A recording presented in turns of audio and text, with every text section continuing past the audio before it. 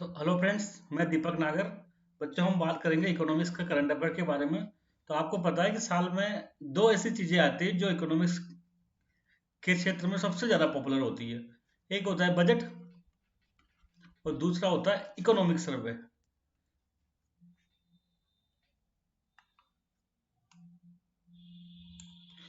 Budget plus economic survey, ये दो document बहुत ही इंपॉर्टेंट।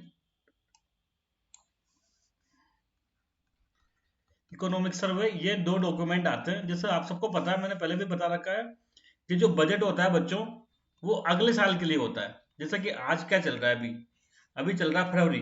अब है ना, मार्च खत्म होता है, 1 अप्रैल से क्या हो जाएगा, 1 अप्रैल से नया साल स्टार्ट हो जाएगा, फाइनेंशियल ईयर। ये मैंने पहले बताया था आपको कि जो हमारा फाइनेंशियल ईयर होता है बच्चों, वो कब स्टार्ट होता है। वो 1 अप्रैल से स्टार्ट होकर कब तक चलता है, 31 मार्च तक चलता है। कैलेंडर ईयर अलग होता है जिसके हिसाब से हम नया साल वगैरह मंगाते हैं, लेकिन जितने भी हमारे देश में इकोनॉमिक से रिलेटेड एक्टिविटीज होती है, वो सबका क्या डेट होती है, वो सबका कैलेंडर ईयर होता है 1 अप्रैल से 31 मार्च तक, जिसको क्या कहते हैं, फाइनेंशियल ईयर कहते हैं। तो अभी क्या चल रहा है, अभी चल रहा है फाइनेंशियल ईयर 2022-23। 22-23 इसलिए कहते हैं क्योंकि इसमें दोनों साल शामिल होते हैं, 1 अप्रैल 2022 से 31 मार्च 2023 तक। तो अभी ये चल रहा है। अब हर साल क्या होता है, बजट जारी होता है। बजट क्या होता है, अगले साल में क्या होता है, जितना भी इनकम और एक्सपेंडिचर होता है गवर्नमेंट का, वो उसमें बताया जाता है कि भाई अगले साल हमारा हमारी इनकम इतनी होगी, इस सोर्स से इतनी इनकम होगी, एक्सपेंडिचर इतना हो जाएगा। ये सब के बारे में बजट में बताया जाता है। दूसरा होता है इकोनॉमिक सर्वे। इकोनॉमिक सर्वे क्या होता है बच्चों, रिपोर्ट कार्ड होता है। हम क्या करते हैं, जुलाई से, जैसे मान लो कोई बच्चा है, इसका स्कूल चल रहा है, स्कूल में वो क्या जुलाई से पढ़ा, मार्च में उसका एग्जाम हुआ, तो मार्च में क्या मिलेगा उसको, रिपोर्ट कार्ड मिलेगा। तो रिपोर्ट कार्ड क्या होता है, हमेशा पास्ट का होता है, जो चीज हो चुकी है, जुलाई से लेकर मार्च तक जो जो पढ़ाई करी है आपने, उसका एक रिपोर्ट कार्ड दिया जाता है। ऐसा इकोनॉमी चल रही है पूरे साल भर में, या जो 8-9 महीने हैं, जैसे कि 1 अप्रैल 2022 से लगभग जनवरी 2023 तक, ये लगभग 9-10 महीने में जितने भी इकोनॉमिक की एक्टिविटी हुई ना, इन सब के बारे में बताएगा इकोनॉमिक सर्वे। तो इकोनॉमिक सर्वे पास्ट का होता है और बजट अगले साल का होता है, लेकिन दोनों जुड़े हुए होते हैं बच्चों। मैं आपको बताऊंगा कैसे जुड़े हुए होते हैं, क्योंकि इकोनॉमिक सर्वे का जो डेटा होता है उसी के आधार पर बजट बनता है आगे जाकर। क्योंकि बजट बढ़ाने के लिए क्या चाहिए, सपोज करो बजट में हमको अनुमान लगाना है कि जैसे कि मान लो इनकम हमारी इतनी होगी, तब इतनी होगी तो उसके लिए कोई डेटा चाहिए ना कि पिछले साल कितनी हुई थी। तो पिछले साल का डेटा कहाँ से आएगा, इकोनॉमिक सर्वे से आएगा। जैसे कि मान लो कि हमने कुछ गवर्नमेंट को इनकम डिसाइड करनी है कि हमारा जीएसटी या इनकम टैक्स से हमको जो फाइनेंशियल ईयर 23-24 है उसमें मान लो 100 रुपए की इनकम होगी। तो अनुमान किससे लगेगा, वो अनुमान लगेगा पिछले साल कितनी हुई थी, लगभग 90 हुई थी, तो उससे पहले 10% बढ़ा के चाहिए, इस बार मान सकते हैं। तो ये दोनों का महत्व होता है। तो बच्चों, ये जैसा कि है सही, 1 फरवरी को हर साल क्या आता है, हर साल 1 फरवरी को आता है बजट। अभी आपने देखा होगा 1 फरवरी को सुबह 11 बजे, जो जो भी थोड़ा सा इकोनॉमिक्स में रुचि लेते हैं, वो सब 11 बजे नहा धो के तैयार होके टीवी के सामने बैठ के देखेंगे कि अब 11 बजे क्या चालू होने वाला है, बजट चालू होने वाला है। फाइनेंस मिनिस्टर निर्मला सीतारमण आएगी लोकसभा में, और वहां पे क्या करेगी, अपनी बजट स्पीच को पढ़ेगी। तो बजट स्पीच में मुख्यतः दो ही चीजें होती है, इनकम और एक्सपेंडिचर का ये ब्यौरा होता है। अब इनकम कैसे कैसे हो सकती है, तो इनकम कई प्रकार की होती है, रेवेन्यू, कैपिटल रेवेन्यू में भी उतना, tax revenue, non tax revenue. Tax में जीएसटी, कॉर्पोरेशन इनकम टैक्स, इन सब से क्या क्या इनकम होगी, इन सब में क्या क्या सुधार करना चाहते हैं। जीएसटी, इनकम टैक्स रेट कम होगी ज्यादा होगी, जैसे अभी आप लोगों ने पढ़ा होगा कि इनकम टैक्स रेट कितनी बढ़ गई, 5 लाख से बढ़ा के 7 लाख कर दी। तो ये सब के बारे में हम डिटेल में जानेंगे। तो बच्चों, अब शुरू करते हैं बजट 2023-24। मैं यहाँ ये नहीं बताऊंगा कि सबसे ज्यादा बजट किसने प्रस्तुत किया, कौन सा वित्त मंत्री था, वो सब कॉमन सेंस है और कई जगह लिख रहा है, उसको हम आप लोग याद कर सकते हो। तो अब हम शुरू करते हैं बजट का। तो बच्चों, जो निर्मला सीतारमण, जब अगर आप लोगों ने बजट भाषण सुना होगा 1 फरवरी 2011 को, तो उन्होंने कहा था कि हम जो बजट बना रहे हैं ना, वो एक अमृत काल के लिए फाउंडेशन का काम करेगा। अब सबसे पहले तो यही विचार आएगा कि व्हाट इज द अमृत काल, अमृत काल किसे कहते हैं। तो अगर आप लोग प्रधानमंत्री मोदी जी की भाषण सुनते हो, तो बार बार उन्होंने कहा है कि अमृत काल का मतलब है कि जैसे कि हम 1947 में आजादी मिली, तो आजादी की 100 साल कब होंगे बच्चों, ये होंगे 2047 में। तो जो अभी चल रहा है 2022-23, इससे लेकर जो 47 तक है, ये 25 साल के टाइम को क्या बोला गया, इनको बोला गया अमृत काल। तो हम क्या करना चाहते हैं, हम चाहते हैं कि 2047 जब हम आजादी की 100 वर्ष पूरे हुए, तो हम देश को डेवलप देश के रूप में पाए। तो ये जो 25 साल का कार्यकाल है ना, इसको अमृत काल कहा गया है। इस अमृत काल में हमको कुछ ऐसे कदम उठाने पड़ेंगे जो लंबे टाइम के लिए देश को डेवलप कंट्री बनाने की तरफ आगे बढ़ाएंगे। तो इसका ये विजन यही था बजट का कि हम क्या करना चाहते हैं, हम अमृत काल जो 25 साल का है इसके लिए बजट पेश करेंगे ताकि 2047 में क्या हो, हमारा देश हमारा देश एक डेवलप या विकसित देश के रूप में उभर कर सामने आए। तो इसमें इन्होंने 3 प्रायोरिटी दी। सबसे पहले तो क्या किया इन्होंने, सिटीजन पे फोकस करेंगे और स्पेशली यूथ पे। इस बजट में के जो विजन है, विजन में 3 बिंदु है। सबसे ज्यादा कि हम यूथ है, जो युवा है हमारे, युवाओं का बहुत महत्वपूर्ण भूमिका रहेगी 2047 तक देश को डेवलप देश बनाने के लिए। तो सबसे ज्यादा बल किस पर दिया जाएगा, यूथ पे दिया जाएगा। यूथ पे उसके लिए क्या करना पड़ेगा, उसके लिए ग्रोथ पे ध्यान देना पड़ेगा। हमारे जो जीडीपी की ग्रोथ रेट है वो बहुत तेजी से बढ़े और साथ में ग्रोथ ऐसी हो कि जिससे जॉब क्रिएशन हो, ताकि जो ये युवा है इनको रोजगार मिल सके यहाँ पर। और एम्प्लॉयमेंट सबसे इंपॉर्टेंट चीज है। साथ में ये तीसरा बात है कि जो हमारा जो मैक्रो इकोनॉमिक फंडामेंटल है ना, जैसे कि जीडीपी ग्रोथ रेट, जैसे कि फिजिकल डेफिसिट, जैसे कि करंट अकाउंट डेफिसिट, जैसे कि इन्फ्लेशन, ये सब स्ट्रॉन्ग और स्टेबल हो। ऐसा नहीं हो कि महंगाई दर बहुत देश में बहुत बढ़ जाए, हमारी सरकार के ऊपर राजकोषीय घाटा बहुत ज्यादा बढ़ जाए। तो इसको स्ट्रॉन्ग रखना है और स्टेबल रखना है। ये इसके में विजन के बारे में बताया गया था। साथ में बच्चों ये पूरे बजट को निर्मला जी ने 7 भागों में बांटा। भाई हम इस 7 चीजों पर बल देंगे। पूरा बजट जो स्पीच है ना वो इसी पर टिकी हुई है। 7 पिलर कह सकते हैं यहाँ पर। बजट के टोटल कितने पिलर है बच्चों, 7, जिनको आजकल पैशन चल रहा है मोदी सरकार में, आप लोगों ने देखा वो संस्कृत के पेंसी नाम देने का। तो ये 7 पिलर को निर्मला जी ने क्या कहा, इन्होंने कहा सप्त ऋषि की तरह है ये। क्या बोला इनको, सप्त ऋषि की तरह। जो 7 पिलर है, क्या क्या है बच्चों। सबसे पहले तो रीचिंग द लास्ट माइल, जो समाज का सबसे अंतिम वर्ग है उस तक पहुंचना है। तो कैसे पहुंचना पड़ेगा, उसके लिए कई सारी योजनाएं चलानी पड़ेगी, जैसे कि प्रधानमंत्री आवास योजना वगैरह चल रही है। यूथ पावर को हमको उपयोग करना है, कैसे करेंगे, उसको स्किल डेवलप करेंगे ताकि उनको ज्यादा से ज्यादा रोजगार मिल सके। फाइनेंशियल सेक्टर में क्या क्या सुधार करना पड़ेगा, फाइनेंशियल में बैंकिंग आ गया, इंश्योरेंस वगैरह आ गए, इनमें क्या क्या काम करना पड़ेगा। ग्रीन ग्रोथ, आजकल आप जानते हो कि ना क्लाइमेट चेंज बहुत बड़ा मुद्दा है। क्लाइमेट चेंज क्या है बच्चों, एक बहुत बड़ा इश्यू है। तो इस इश्यू को लड़ने के लिए क्या करना पड़ेगा, क्लाइमेट चेंज को रोकने के लिए जो ग्रोथ करेंगे ना प्रोडक्शन, वो कैसा हो, ग्रीन हो। तो जैसा अभी हाल ही में आप लोगों ने अगर देखा होगा, न्यूज में पढ़ा होगा, तो अभी सरकार ने क्या किया था, ग्रीन हाइड्रोजन मिशन लॉन्च किया था, जिसके अंदर क्या होगा, ग्रीन एनर्जी को बढ़ावा दिया जाएगा। रिन्यूएबल एनर्जी, जैसे कि कैसा, कौन सा, सोलर एनर्जी, विंड एनर्जी, इनको बढ़ावा दिया जा रहा है। फोर्थ इसमें है ना, फिफ्थ है अनलीजिंग द पोटेंशियल, जो हमारी जीडीपी की क्षमता है उसको क्या करना, उसको उबारना और ज्यादा प्रयास करके उसको बढ़ाना। फिर ये सब कैसा होगा, तो इनके लिए इंफ्रास्ट्रक्चर पर बल देना पड़ेगा। देश में इंफ्रास्ट्रक्चर जैसे कि सड़क पुल पोर्ट बंदरगाह एयरपोर्ट वगैरह का डेवलपमेंट करना पड़ेगा। और डेवलपमेंट के लिए क्या करना पड़ेगा, निवेश को बढ़ावा देना पड़ेगा देश में। साथ में इंक्लूसिव डेवलपमेंट होना चाहिए, मतलब केवल डेवलपमेंट अडानी अंबानी का नहीं, समाज के सभी वर्गों का डेवलपमेंट होना चाहिए। तो ये 7 बिंदु के अंदर भी बाकी सबको इसमें बांटा गया, एग्रीकल्चर इंडस्ट्री सबको इन 7 बिंदु के भीतर रखा गया। तो इसको क्या कहा गया बच्चों, सप्त ऋषि। ये एग्जाम के साथ इंपोर्टेंट हो सकता है कि जो बजट 23-24 में कितने क्षेत्रों को प्रायोरिटी दी गई है। तो सप्त ऋषि को प्रायोरिटी दी गई, 7 पिलर ऑफ द बजट। अब हम चलते हैं एक एक करके इन पिलर को ढंग से पढ़ेंगे। तो बच्चों सबसे पहला पिलर कौन सा है, सबसे पहला पिलर है इंक्लूसिव डेवलपमेंट। हमने 7 पिलर देखे थे, उनमें सबसे पहला कौन सा हो गया, इंक्लूसिव डेवलपमेंट। समाज से विकास का मतलब होता है भाई समाज के जो सभी जितने भी वर्ग हैं उन सबको साथ लेके चलना। केवल अडानी अंबानी का विकास नहीं हो, किसान का भी डेवलपमेंट हो।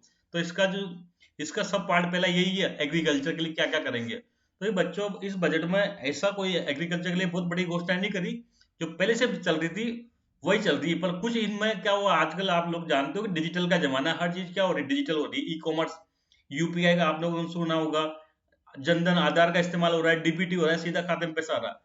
तो अब क्या करेगी सरकार, इसी जो डिजिटल का उपयोग करेगी किसमें, वो करेगी एग्रीकल्चर में। तो पहला बिंदु यही है। एक क्या करेगी, जो सरकार एग्रीकल्चर के लिए डिजिटल पब्लिक इंफ्रास्ट्रक्चर बनाएगी जो सबके लिए खुला होगा, जिसमें कई सारे ऐप होगी, कई सारे पोर्टल होंगे। इस पोर्टल के माध्यम से किसान क्या वेदर चल रहा है, क्लाइमेट का क्या स्थिति है, क्रॉप का पैटर्न क्या है, उसके में केमिकल वगैरह के बारे में, फर्टिलाइजर के, इनके बारे में जितने भी डिटेल है ना किसान को चाहिए अपने खेती के लिए, वो सब डिटेल क्या होगी यहाँ पर ऑनलाइन अवेलेबल होगी। और ये ओपन सोर्स होगा बच्चों, कोई भी आदमी इस पर जाके इसको सूचना ले पाएगा, हर किसान। तो अब एक समस्या क्या होती है बच्चों, जिस किसान के पास क्या होता है, वो नॉलेज एसिमेट्री है, मतलब उसके पास नॉलेज अवेलेबल नहीं है। कब मौसम का क्या स्थिति होने वाली है, सेटेलाइट डेटा उसके पास नहीं है। लास्ट में 30-40 साल में क्या ट्रेंड रहा मौसम का, ये डेटा उसके पास नहीं है। कौन सी फसल में कितना पानी चाहिए, ये डेटा नहीं है। एग्रीकल्चर के क्या वो जो इनपुट होते हैं केमिकल, इनकी अवेलेबिलिटी की क्या स्थिति है, यूरिया कहाँ मिल रहा है, कितना मिल रहा है, क्या जरूरी है, इस सब के बारे में डिटेल नहीं है। तो क्या करेगी सरकार, ये सारा डेटा क्या करेगी, किसान को उपलब्ध कराएगी इस डीपीआई के माध्यम से, डिजिटल पब्लिक इंफ्रास्ट्रक्चर, जैसा यूपीआई है ऐसे एक डीपीआई बनाया जाएगा, और जो एक एग्रीकल्चर से रिलेटेड जितने भी इंफॉर्मेशन है वहां पे अवेलेबल कराए जाएंगे ताकि फार्मर उसका लाभ ले सके। तो सबसे मुख्य घोषणा यही थी बच्चों की इसकी, एग्रीकल्चर के सेक्टर में, कि एक digital public infrastructure for agriculture develop किया जाएगा। दूसरा बच्चों यहाँ पर है एक सबसे बड़ी बात, देखो एग्रीकल्चर में क्या होता है बच्चों, हर आदमी भागता है, आज की डेट में देखा होगा आपने, नई पीढ़ी एग्रीकल्चर से बचती है। क्यों? क्योंकि एग्रीकल्चर में बच्चों ट्रेडिशनल चल रहा है, कोई नया रिसर्च नहीं है, कोई व्यक्ति नया काम करना चाहता है, इनोवेटिव काम करना चाहता है। एक तरह से जैसे अभी आपने देखा हो ना स्टार्टअप, वो चाहे डेयरी के क्षेत्र में हो, चाहे वो एग्रीकल्चर टूल के संबंध में हो, चाहे वो कोई नई प्रकार की खेती हो जैसे कि हॉर्टिकल्चर वगैरह के क्षेत्र में हो, तो ये नहीं करना चाहता। तो इसके लिए क्या करेंगे गवर्नमेंट, जो किसान हैं वो अगर स्टार्टअप को करना चाहते हैं, एग्रीटेक में कोई इंडस्ट्री लगाना चाहते हैं, उसको कोई प्रमोट करना चाहते हैं, तो उसके लिए फंडिंग की कमी है।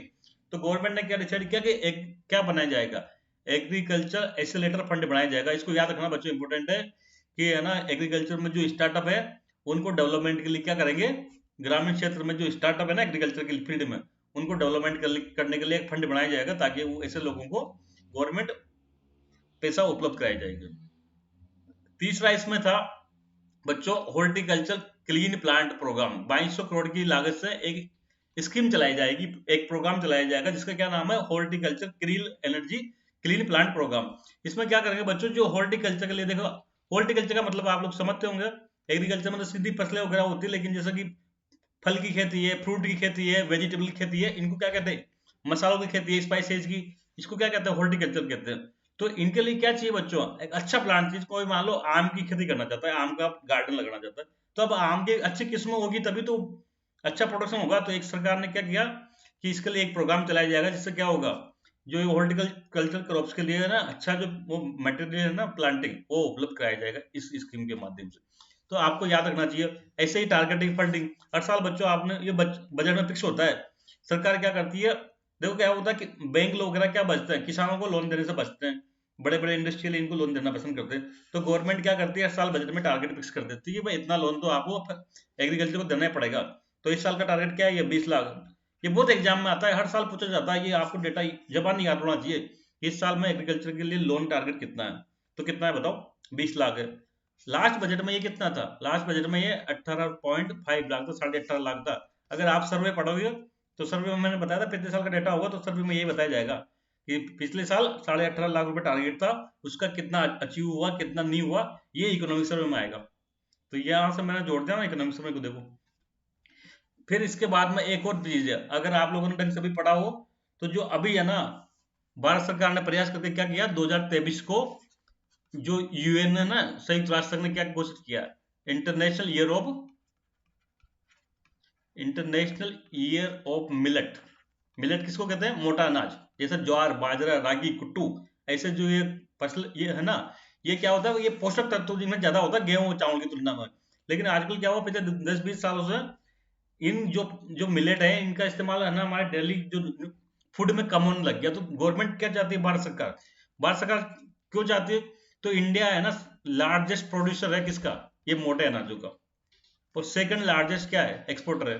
तो भारत सरकार और चाहती है कि हम इसको एक्सपोर्ट बढ़ाएं, और देश में भी इसका क्या हो, ज्यादा से ज्यादा खाने में इस्तेमाल हो ताकि न्यूट्रिएंट्स अच्छे पोषक तत्व मिले। तो इसके लिए भारत सरकार ने प्रयास किया और 2023 को क्या किया, इंटरनेशनल ईयर ऑफ मिलेट, मोटे अनाजों का अंतरराष्ट्रीय वर्ष घोषित करवाया किससे, यूएन से। और भारत सरकार लगातार प्रयास कर रही है ये मोटे अनाज को बढ़ाने के लिए। ये बजट में देखा, जो Indian institute of millet research है, कहाँ पे है, Indian institute of millet research Hyderabad, इसको गवर्नमेंट फंडिंग करेगी और इसको है ना मिलेट के जो सेंटर ऑफ एक्सीलेंस के रूप में डेवलप किया जाएगा। तो ये बात ये आपको याद होनी चाहिए। और बच्चों वही मैंने कहा, मोदी सरकार नाम देने में माहिर है, तो इसको मिलेट को क्या कह दिया आप, श्री अन्न, छोटा मोटा अन्न नहीं, ये श्री अन्न है। तो इसको मिलेट को अब नया नाम दे दिया, बड़े धार्मिक नाम दे दिया, श्री अन्न। तो यही मैंने आपको बताया था। देखो, making India global hub for millet, millet का जो मोटे अनाज में इंडिया को क्या करना है, ग्लोबल हब बनना है। और मिलेट को क्या नाम दिया मोदी जी ने, श्री अन्न नाम दिया गया। इसके लिए क्या करेंगे, जो Indian institute of millet research है हैदराबाद का, उसमें रिसर्च प्रमोट करेंगे और इसको फंडिंग देंगे ताकि वो सेंटर ऑफ एक्सीलेंस के रूप में काम कर सके।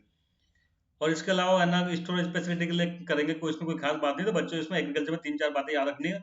एक क्या, डीपीआई बनाई जाएगी, एग्रीकल्चर एक्सीलरेटर फंड स्थापित किया जाएगा, जिसका काम क्या होगा, तो ग्रामीण क्षेत्र में स्टार्टअप को फंडिंग करना। एक स्कीम चलाई जाएगी horticulture culture clean plant programme. कितना बजट है, एग्रीकल्चर लोन का टारगेट क्या है, तो 20 लाख करोड़ रुपए का टारगेट है। क्या करेंगे मोटे अनाज को, तो Indian institute of millet research जो हैदराबाद में, उसको फंडिंग दी जाएगी ताकि वो और ज्यादा रिसर्च करे और इसको प्रमोट करे। तो हम चलते हैं बच्चों, जो इंक्लूसिव डेवलपमेंट हमारा 7 पिलर में से पहला पिलर था, उसके अगले बिंदु पे चलेंगे अपन एग्रीकल्चर एंड कोऑपरेटिव के बाद। दूसरा बात इसमें जो एग्रीकल्चर इंक्लूसिव डेवलपमेंट का, देखो ये हमारा पहला पिलर था। उसका दूसरी चीज क्या है, स्वास्थ्य। स्वास्थ्य के क्षेत्र में बच्चों को विशेष ज्यादा घोषणाएं नहीं करी, सिंपल सा है कि नए 157 न्यू नर्सिंग कॉलेज खोले जाएंगे। 157 नए नर्सिंग कॉलेज खोले जाएंगे, जहां पहले से मेडिकल कॉलेज है, उसके साथ साथ क्या किया जाएगा, नर्सिंग कॉलेज भी खोले जाएंगे। तो कोई खास बात नहीं है, ये इंपॉर्टेंट है बच्चों। सिकल सेल एनीमिया आप लोगों ने पढ़ा होगा। सिकल सेल एनीमिया एक बीमारी होती है जिसमें क्या होता है, ब्लड की समस्या होती है, बार बार ब्लड चेंज होता है। तो इसके लड़ने के लिए क्या करेंगे, एक अभियान चलाएंगे ताकि 2047 तक क्या हो सके, देश को सिकल सेल एनीमिया से मुक्ति मिल सके। तो आपको ये याद रखना है कि कब तक सिकल सेल एनीमिया से इंडिया को मुक्त करना है, तो वो है 2047। और ऐसे भी चिंता करने की बात नहीं है। जो अमृतकाल कब खत्म होगा बताओ, 100 वर्ष का, वो 2047 में। तो अभी की डेट में जितने भी गवर्नमेंट टारगेट रख रही है ना बच्चों, वो 2047 का ही टारगेट रख रही है। इसलिए 2047 तक क्या करना है, हमको सिकल सेल एनीमिया को खत्म करना है। फार्मास्यूटिकल में रिसर्च करने के लिए नई स्कीम चलाएंगे, कोई खास बात नहीं है। पब्लिक आईपीसीआर लैब को डेवलप करेंगे। ये नेक्स्ट चीज बहुत इंपॉर्टेंट है बच्चों। ये डेटा है ना मेंस में कई जगह लिखने में काम आएगा। जो सरकार यहाँ ये बताना चाह रही है कि भाई पिछले 3-4-5 सालों से हम क्या कर रहे हैं रेगुलर, जो एजुकेशन और हेल्थ, दो सबसे इंपॉर्टेंट पिलर होते हैं सोशल इंफ्रास्ट्रक्चर के, स्वास्थ्य और शिक्षा। स्कूल पे, हॉस्पिटलों पे सरकार खर्च बढ़ा रही है, ये बताना चाह रही है। तो सरकार क्या कह रही है कि देखो फाइनेंशियल 2019 में हेल्थ पे 1.4% क्या था, एक्सपेंडिचर था जीडीपी का। ये बढ़ के कितना हो गया, 2.1%। तो आप एग्जाम में लिखोगे ना शिक्षा के मामले में, तो आप फंडिंग में इसका उल्लेख करना कि 2023 में गवर्नमेंट कितना 2.1 में कर रही है, ये कम है, इसको और बढ़ाया जाना चाहिए। ऐसे एजुकेशन में कितना हो रखा है बताओ, तो एजुकेशन में 2.9% ऑफ जीडीपी। तो ये दोनों डेटा आपको जबानी याद होना चाहिए, इसको और बढ़ाया जाना चाहिए। कितना टारगेट है, न्यू एजुकेशन पॉलिसी 2020 आई थी ना, उसमें टारगेट इसको बढ़ा के जीडीपी का 6% करना। लेकिन अभी हम कहाँ है, 2.9% है। पहले से बढ़ा है नो डाउट, पहले 2.8 था एजुकेशन में, अब कितना हो गया, 2.9 हो गया। लेकिन इसको बढ़ा के और कहाँ ले जाना है, 6 को ले जाना है।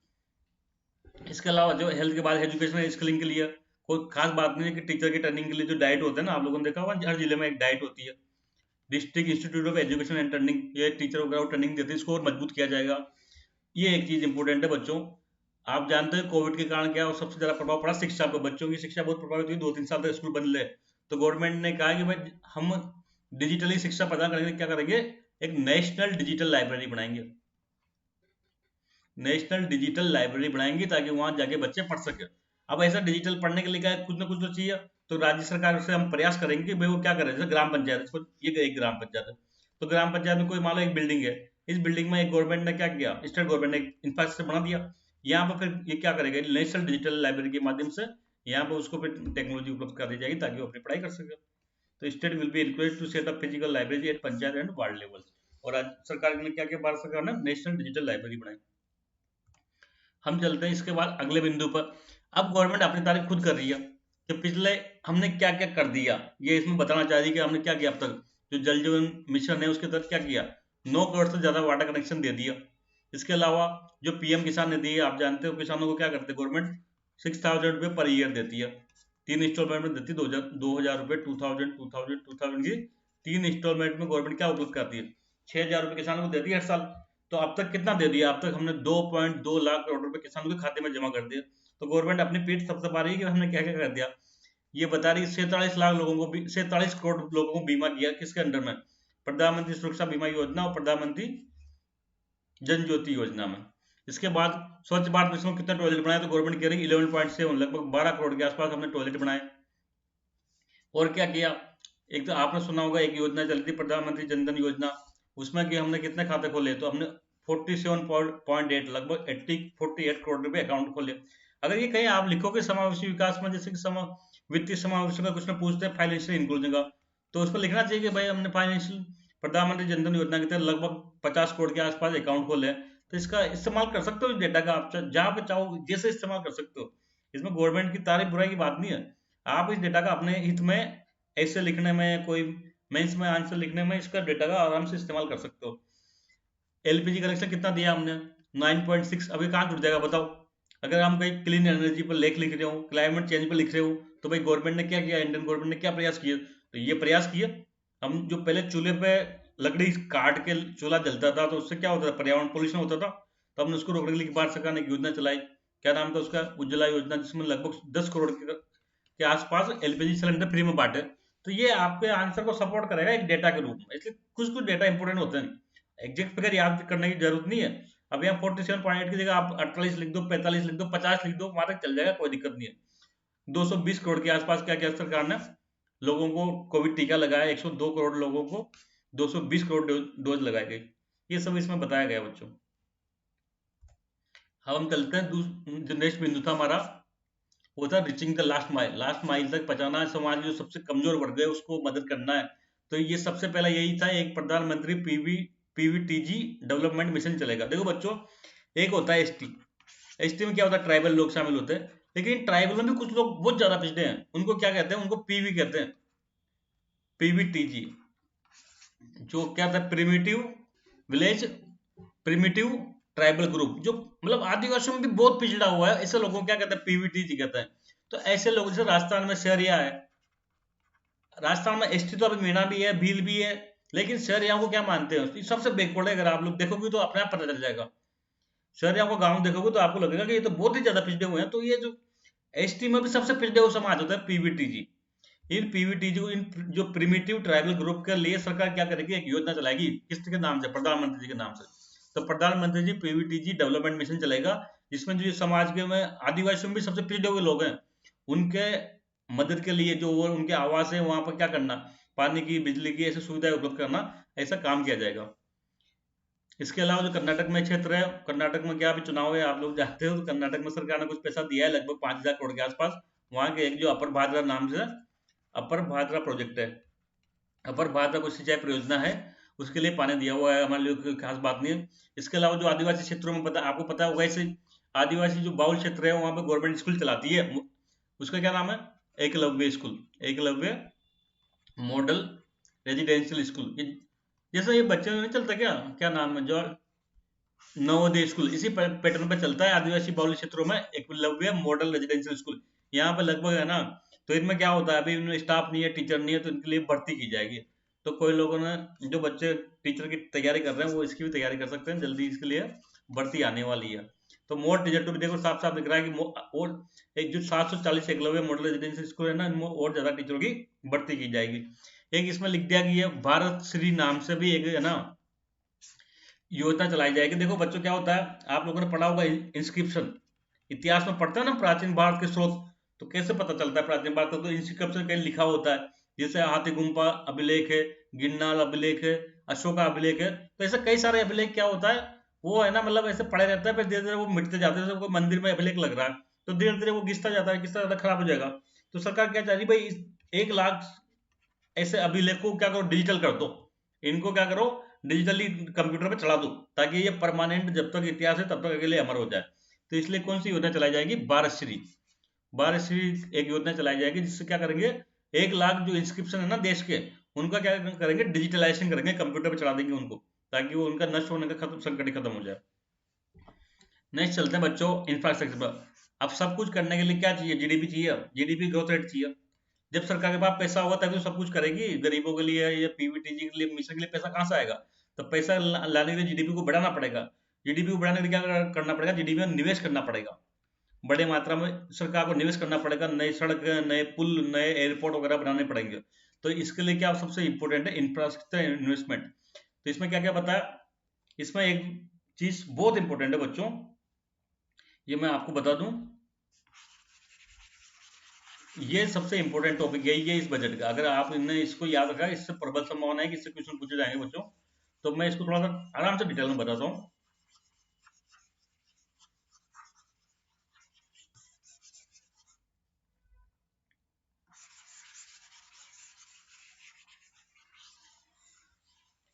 देखो क्या होता है बच्चों, मैं सीधा बताऊं, खर्चा दो प्रकार का होता है गवर्नमेंट का। अगर आप बजट पढ़े हुए हो, दो प्रकार की चीजें होती है, आम जीवन में भी देख सकते हैं उसको। एक होता है कैपिटल एक्सपेंडिचर।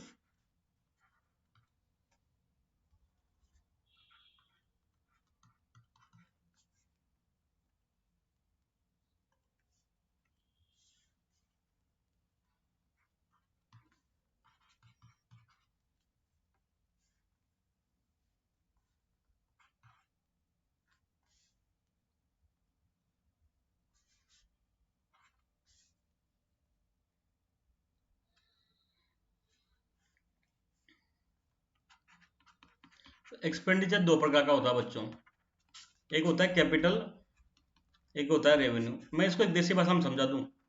आपके पास 1 लाख रुपए है, आप इसको रोज उड़ा रहे हो, चाय पी रहे हो, नाश्ता कर रहे हो, खाना खा रहे हो आराम से 5 स्टार होटलों में जा जाके, तो ये इस प्रकार का खर्चा सीधा सा रेवेन्यू कहलाता है। तो इससे बताओ आपकी कोई ग्रोथ होगी क्या? कुछ भी नहीं होगी, केवल खा पी के दूर कर दिया। लेकिन अगर 1 लाख रुपए आपने कहीं निवेश कर दिया, कोई छोटी दुकान खोल ली, कुछ और बैंक में निवेश कर दिया, कोई एफडी कर दी, या आपने कोई बिजनेस में लगा दिया, तो वो क्या होगा, और ज्यादा भविष्य में पैसा कमा के देगा। ऐसे गवर्नमेंट है, अगर आप जीडीपी में मान लो गवर्नमेंट के पास 100 रुपए खर्च कर रही है, अब गवर्नमेंट ने पेंशन में, जो मोटरसाइकिल डीजल के खर्चा में, कार के खर्चे में, जो डिफेंस में, इनमें खर्चा कर दिया, जिसको रेवेन्यू टाइप का कहते हैं, तो क्या उससे देश का डेवलपमेंट होगा? कि बिल्कुल नहीं होगा। लेकिन वही पैसा अगर गवर्नमेंट कैपिटल एक्सपेंडिचर लगाए, कैसे लगाए, बंद पोर्ट बना दिया, अब वो पोर्ट अगले 10-20 साल तक काम आएगा, वहां पे काफी ज्यादा, और जो देश का एक्सपोर्ट बढ़ाने में मदद करेगा। एयरपोर्ट बना दिया, सड़क बना दी, सड़क बनाने से क्या होता है, उस साइड की, उस एरिया की इकोनॉमिक डेवलपमेंट होता है। तो इसलिए है ना, गवर्नमेंट क्या चाहती है कि ज्यादा से ज्यादा कैपिटल एक्सपेंडिचर करें, ताकि है ना देश की जीडीपी में ग्रोथ रेट हो। तो इस पिछले साल के बजट में बच्चों 7.5 लाख रुपए का गवर्नमेंट ने टारगेट रखा था, कि जितना बजट था उसका 7.5 लाख रुपए हम कैपिटल एक्सपेंडिचर करेंगे। जो ये प्रेजेंट गवर्नमेंट है मोदी सरकार, इसका बल बहुत ही इस पर रहा है कि ज्यादा से ज्यादा देश में कैपिटल एक्सपेंडिचर करें। सीधा से ज्यादा सड़क बनाओ, रेलवे बनाओ, पुलिया बनाओ, बंदरगाह बनाओ, पोर्ट बनाओ, एयरपोर्ट बनाओ। तो इसलिए है ना, अब इस साल में इस 7.5 लाख को बढ़ा के कितना कर दिया, 10 लाख करोड़ रुपए का। ये इस बजट की सबसे बड़ी घोषणा है बच्चों।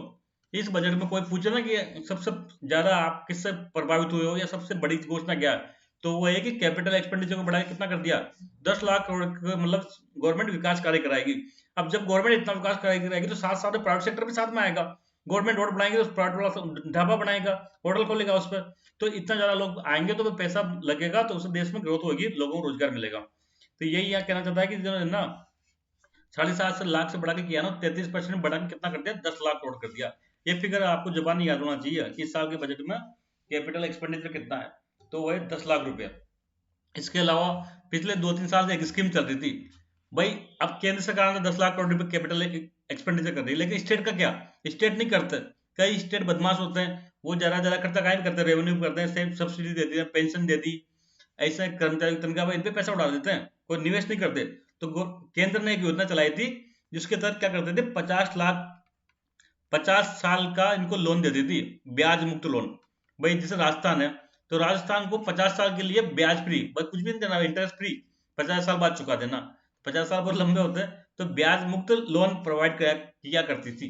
उस योजना को इस साल और बढ़ा दिया, और इस साल कितना, पूरे स्टेट को 1.30 लाख करोड़ रुपए का लोन दिया जाएगा इस योजना के तहत। पर शर्त क्या है, शर्त एक ही है कि स्टेट को जो लोन में पैसा मिलेगा, वो ऐसा नहीं उड़ा देंगे, पेंशन में उड़ा दिया, या जो समाज कल्याण की योजनाएं चलती है, साइकिल बांटती, लैपटॉप बांटते हैं, उसमें नहीं, कैपिटल एक्सपेंडिचर में कोई रोड बनाना पड़ेगा, कुछ इस प्रकार के कार्यों में लगाया जाएगा। तो बच्चों ये लिख रहा है देखो, 50 ईयर जो इंटरेस्ट फ्री लोन था स्टेट को, उस योजना को 1 साल के लिए और बढ़ाया, और पैसा भी बढ़ाया। पिछले साल 1 लाख करोड़ था, इस बार कितना हो गया उसको, 1.3 लाख करोड़ हो गया। रेलवे के लिए खर्चा बढ़ाया, रेलवे को कितना पैसा दिया इस बार, 2.4 लाख करोड़ रुपए कैपिटल एक्सपेंडिचर के लिए दिया गया। इसके अलावा क्या करेंगे, 100 जो ट्रांसपोर्ट के लिए कई जगह है ना रोड वगैरह बनाने, तो ऐसे 100 जो क्रिटिकल महत्वपूर्ण देश में रोड है, उनको बनाया जाएगा। ये एक इंपोर्टेंट है, अर्बन इंफ्रास्ट्रक्चर डेवलपमेंट फंड बनाया जाएगा। इसको मैं ढंग से बताता हूँ।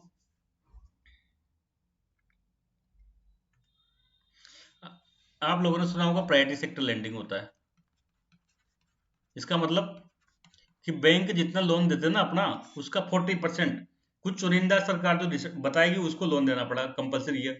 वो एग्रीकल्चर हो सकता है, वो क्या हो सकता है, वो एजुकेशन के क्षेत्र में हो सकता है, वो स्टार्टअप के फील्ड में हो सकता है, वो रिन्यूएबल एनर्जी के लिए हो सकता है। तो ऐसा सरकार के जो प्रायोरिटी वाले क्षेत्र होते हैं जहाँ पे लोन कम देता है, ऐसा के लिए बैंकों को बांध दिया कि भाई इतना लोन आपको 40% लोन, तो 100 रुपये लोन दे रहे हो तो 40% तो इनको देना ही पड़ेगा। लेकिन फिर भी कई लोग बैंक लोग बदमाशी करते हैं, वो लोन नहीं देते। जैसे मान लो बैंक में 100 रुपये लोन दिया, इनको 40 देना था पर नहीं दिया, 30 ही दिया, तो फिर गवर्नमेंट ने इनको दंड देती है। क्या देती है? जो अंतर है 10 रुपये, ये जाएगा एक नाबार्ड में अकाउंट है, नाबार्ड में एक फंड बना रखा है, rural infrastructure development fund RIDP। ये 10 रुपये यहाँ जाएगा। इस RIDP से फिर ना ग्रामीण विकास के कार्य होंगे और स्टेट गवर्नमेंट को पैसा दिया जाएगा, कोई तालाब बनाने के लिए और भी कोई कामों के लिए। तो ये इस फंड से पैसा जाएगा। तो अब सरकार ने इस बजट में घोषणा करी कि इसके अलावा एक और फंड बनाया जाएगा, UIDF, urban infrastructure development fund बनाया जाएगा। तो ये जो प्राइवेट सेक्टर लेंडिंग का गैप है ना, इसका कुछ राशि यहाँ तो जाएगा जाएगा RIDF में, कुछ राशि UIDF में जाएगा। ध्यान से क्या होगा, जो Tier 2 to Tier 3 सिटी है उसमें डेवलपमेंट किया जाएगा। और इसका नोडल कौन होगा? इसका नोडल होगा नेशनल हाउसिंग बैंक, NHB। ये RIDF का नाबार्ड है और इसका कौन है? इसका नेशनल हाउसिंग बैंक है, NHB है। तो बच्चों ये बहुत इंपॉर्टेंट चीज है, इसको याद रखना आप लोग UIDF के बारे में।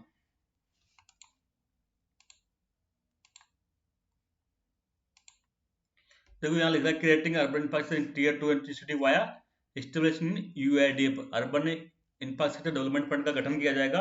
लगभग गवर्नमेंट अनुमान कर रही है कि इसमें कितना पैसा आएगा, 10,000 करोड़ रुपए आएगा, जिससे क्या होगा, Tier 2 और Tier 3 सिटी को में डेवलपमेंट किया जाएगा।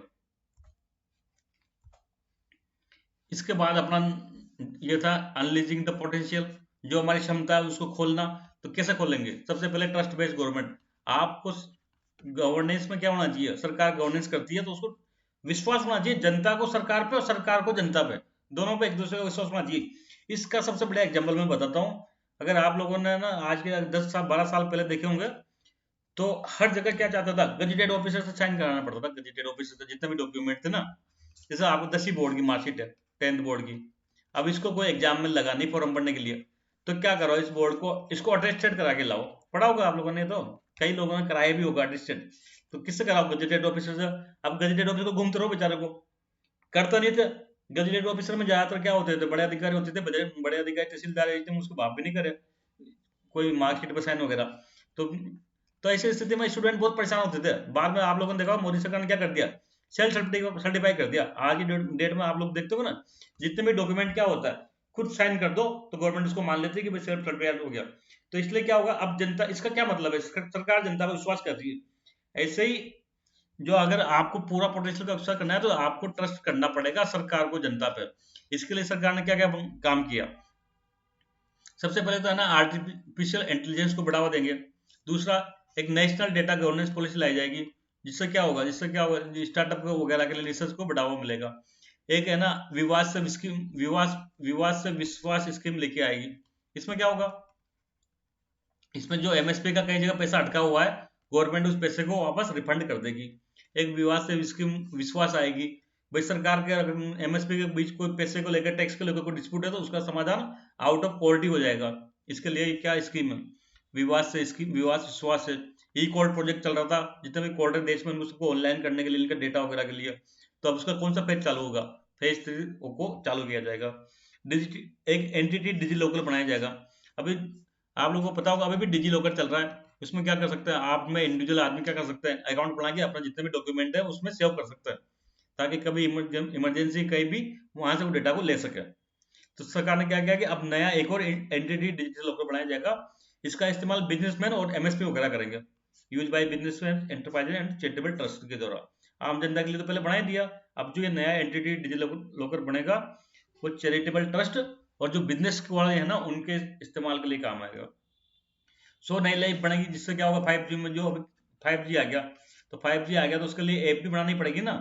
तो इस ऐप के डेवलपमेंट के लिए क्या करेंगे गवर्नमेंट, 100 लैब की स्थापना करेगी। कोई खास बात नहीं है।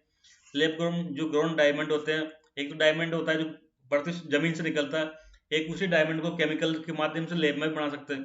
तो ये जो लैब ग्रोन डायमंड है उसको प्रमोट करती है गवर्नमेंट। इसके बाद मैंने बताया था ग्रीन ग्रोथ, ग्रीन ग्रोथ में दो चीजें बहुत इंपॉर्टेंट है ग्रीन ग्रोथ के लिए। ऐसी ग्रोथ करना चाहिए जिसमें ग्रीन हो, मतलब पर्यावरण को नुकसान ना हो। अभी डीजल पेट्रोल चल रहा है तो वो क्या करता है, इन्वायरमेंट को पोल्यूट करता है, तो उसको कम करने के लिए क्या करना पड़ेगा, रिन्यूएबल एनर्जी को बढ़ावा देना पड़ेगा। तो इसके लिए क्या किया सरकार ने अब तक, बताओ। सबसे पहले करेंगे, एक स्कीम चलाएंगे पीएम प्रणाम। देखो मोदी सरकार का ये मजा है। क्या मजा, योजनाओं का नाम मस्त मस्त होता है, सुंदर, क्या नाम है, पीएम प्रणाम। सुनने में एक आनंद की अनुभूति होती है, प्लस उसमें भीतर कुछ हो ना हो। इसमें क्या करेंगे, देखो क्या होता है अभी की डेट में, एग्रीकल्चर है, एग्रीकल्चर में क्या होता है, केमिकल फर्टिलाइजर का इस्तेमाल होता है, ठीक है। और क्या होता है, केमिकल फर्टिलाइजर या जो होते हैं जहरीले होते हैं, तो इससे क्या होता है, पर्यावरण पोल्यूट होता है। तो अब गवर्नमेंट क्या चाह रही है कि भाई इसका अल्टरनेटिव कुछ ढूंढे, कोई अल्टरनेटिव फर्टिलाइजर वगैरह का इस्तेमाल करे। तो इसके लिए क्या इस्तेमाल होगा, इसके लिए पीएम प्रणाम स्कीम होगी, जिसमें राज्यों को पैसा दिया जाएगा ताकि आप एक अल्टरनेटिव ढूंढे इसका, एग्रीकल्चर के लिए, जो केमिकल फर्टिलाइजर इनके लिए। ठीक है बच्चों, यहाँ तक। एक दूसरा इसकी स्कीम थी मिष्टी। मिष्टी में कुछ नहीं, जो जैसे कि बाढ़ का समुद्र तट है, समुद्र तट पर आपने देखा होगा ना, मैंग्रोव वन पाए जाते हैं। मैंग्रोव वन होते हैं जो थोड़ा समुद्र में उगते हैं, और इनकी जड़ें है ना पानी से बाहर निकली हुई होती है। सबसे बड़ा एग्जाम्पल क्या है, सुंदरबन है। सुंदरबन में अगर आप लोगों ने कभी फोटो देखा होगा, तो जो पेड़ों की जड़ें होती है ना, वो जमीन से बाहर निकली होती है, थोड़ा सा छिछले क्षेत्रों में होती है, जहाँ पे थोड़ा थोड़ा पानी होता है। तो ऐसा इसको, इस मिष्टी अभियान के माध्यम से क्या करेंगे, इसको है ना मैंग्रोव की, जो वहाँ पर मैंग्रोव है वहाँ पर और ज़्यादा प्लांटेशन किया जाएगा। तो दो ही चीज़ें मुख्य है इसमें। एक इसमें और है, जो 500 है ना, एक स्कीम चलती है गोवर्धन, आप लोगों ने नाम सुना हो गोवर्धन जी का। तो इस गोवर्धन स्कीम में क्या होता है, जैसे कि मान लो कोई पशुपालन में जो वेस्ट निकलता है, जैसे कि गाय का गोबर, या खेती में जो वेस्ट होता है, जैसे कि फसल कटने के बाद वो पलाई वगैरह होती है ना, पराली वगैरह जो जला देता है, तो उसको क्या करो, उसको मत जलाओ। क्या करो, एक वेस्ट टू वेल्थ प्लांट लगाओ। वेस्ट टू वेल्थ, जो कचरा है उससे आप कुछ ना कुछ बनाए। कई जगह पे देखो होगा, नगर पालिकाओं में भी वेस्ट टू एनर्जी प्लांट लगा हुआ है। तो जो वो पराली है वो बेकार की चीज नहीं है, उससे आप खाद बना सकते हो, कोई और उसको एनर्जी बना सकते हो। तो ऐसे प्लांट लगाना है कि वेस्ट टू वेल्थ, जिससे क्या होगा, कम से कम क्या हो, पोल्यूशन हो। इसके अलावा इसमें और कोई खास बात नहीं बच्चों। इसके बाद नई टॉपिक, नई बिंदु है अमृत पीढ़ी यूथ पावर। मैंने पहले बताया था, इस जो बजट है 2047 का, अमृतकाल का, इसके 3 ऑब्जेक्टिव थे। सबसे बड़ा क्या था, यूथ पे फोकस करना। अब यूथ को क्या करना चाहिए, यूथ को चाहिए एम्प्लॉयमेंट, रोजगार। रोजगार के लिए क्या चाहिए, हमारे यूथ की क्या समस्या, पढ़ा आपने पढ़ा होगा, बीटेक कर रखा है कोई फील्ड में, केमिकल इंजीनियरिंग में, उसको कुछ भी नहीं आता। कंप्यूटर में कर रखा है, वो कंप्यूटर का सी नहीं जानते ढंग से। तो क्या बच्चों, स्किल की कमी है। और जो इंडस्ट्री होती है ना, वो स्किल मांगती है। तो इसलिए सबसे ज्यादा जरूरी क्या होता है, स्किल ट्रेनिंग का होता है। स्किल ट्रेनिंग दो उनको। तो इसके लिए आप लोगों ने देखा होगा, पहले से ही योजना चल रही थी, स्किल इंडिया मिशन चलाया था भारत सरकार ने। उसके तहत योजना चली थी, प्रधानमंत्री कौशल विकास योजना। तो इस बार की बजट में घोषणा की गई कि प्रधानमंत्री जो कौशल विकास योजना है, उसका चौथा चरण लाया जाएगा। प्राइम मिनिस्टर केवीवाई, प्रधानमंत्री कौशल विकास योजना का चौथा, फोर्थ चरण लाया जाएगा, जिसमें है ना कोडिंग का, एआई का, रोबोटिक्स, 3D प्रिंटिंग वगैरह, ऐसे जो नई टेक्नोलॉजी है उस पर बल दिया जाएगा। टूरिज्म को बढ़ाया दिया जाएगा, 50 नए क्षेत्रों को विकसित किया जाएगा। इसमें कोई खास बात नहीं। हाँ, ये इंपॉर्टेंट है बच्चों। देखो हर राज्य क्या होता है, हर राज्य का एक अपना अपना प्रोडक्ट होता है, और इसके प्रमोट के लिए क्या चलती योजना है, 1ODOP, one district one product. जैसे जयपुर है, यहाँ की ब्लू पोल्ट्री फेमस है। राजस्थान में देखा होगा ना आपने, हर जिले की इनके कुछ ना कुछ उत्पाद फेमस है। कई का मोहल्ला क्ले वर्क फेमस है। तो ये प्रोडक्शन तो हो गया, लेकिन वो बेचेंगे कैसे। तो इस बार के बजट में घोषणा की गई है कि यूनिटी मॉल, कि स्टेट गवर्नमेंट क्या करे, जैसे जयपुर में खूब पर्यटक आते हैं, पुराने जयपुर में, तो पुराने जयपुर में एक दुकान खोलो, मॉल टाइप की छोटी, उसको क्या नाम दिया, यूनिटी मॉल। यहाँ पे जितने भी ये ODOP, one district one product के प्रोडक्ट है वो बेचे। यहाँ पर दुकान मॉल खुला, इस मॉल में सामान रखे हुए हैं, ब्लू पोल्ट्री के, ब्लैक पोल्ट्री के, जो भी जितने भी राजस्थान के जितने भी हैंडीक्राफ्ट वगैरह के हैं, ताकि बाहर से जो पर्यटक यहाँ घूमने आएगा वो यहाँ से शॉपिंग कर सके। तो ये हो गया, क्या हो गया, यूनिटी मॉल का। यूनिटी मॉल याद होना चाहिए, यूनिटी मॉल का क्या ऑब्जेक्टिव है, promotion and sale of ODOP, GI है, जैसे कि सोजत की मेहंदी है। अब सोजत की मेहंदी मिलती नहीं है, जयपुर में कोई पर्यटक आया तो कहाँ से खरीदेगा, तो यूनिटी मॉल में उसको अगर वहां बिक्री है तो आराम से खरीद लेगा।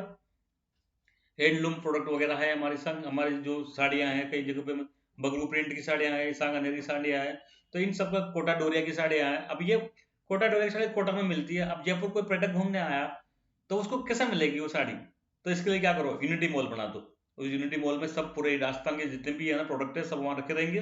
आराम से वो टूरिस्ट जाएगा और खरीद लेगा। तो ये इंपॉर्टेंट चीज है, यूनिटी मॉल याद रखना आपको।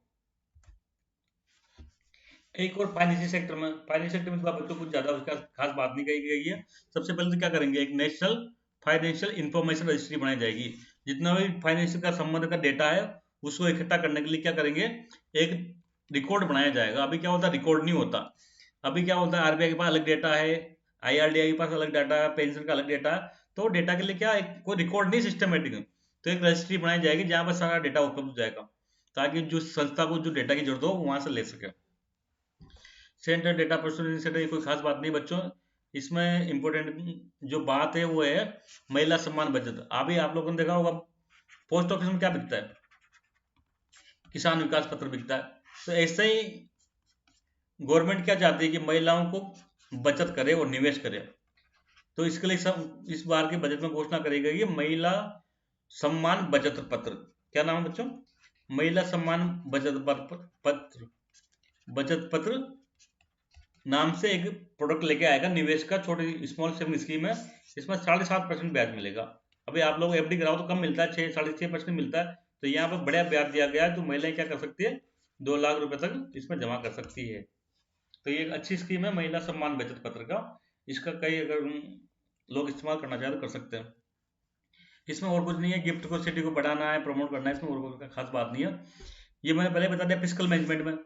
अब सरकार इस सब कामों के लिए पैसा कहाँ से लाएगी, उसका फिजिकल मैनेजमेंट कितना होगा, इनकम क्या होगी, एक्सपेंडिचर क्या होगा। तो सबसे पहले तो मैंने बताया था 50 ईयर इंटरेस्ट फ्री लोन दिया किसको, स्टेट को। इस बजट में कितना का अमाउंट का, 1.3 लाख करोड़ रुपए। ये पैसा कहाँ लगाएंगे बताओ, ये पैसा गवर्नमेंट ऐसे स्टेट को में से उड़ा नहीं सकती, केवल और केवल कैपिटल इन्वेस्टमेंट में ही खर्च कर सकती है। बजट इस बार स्टेट का देखो क्या होता है, एक संविधान का एक अनुच्छेद है, उसमें ये प्रावधान है कि अगर केंद्र सरकार का राज्यों पे कुछ भी पैसा बकाया है तो बाकी लोन लेने के लिए भी राज्य को केंद्र की परमिशन चाहिए। तो हर साल केंद्र क्या करती है, अपने बजट में इनको परमिशन देती है। तो इस बार में ना जीएसटीपी का टारगेट कितना रखा है बच्चों, 3.5% रखा है इनको।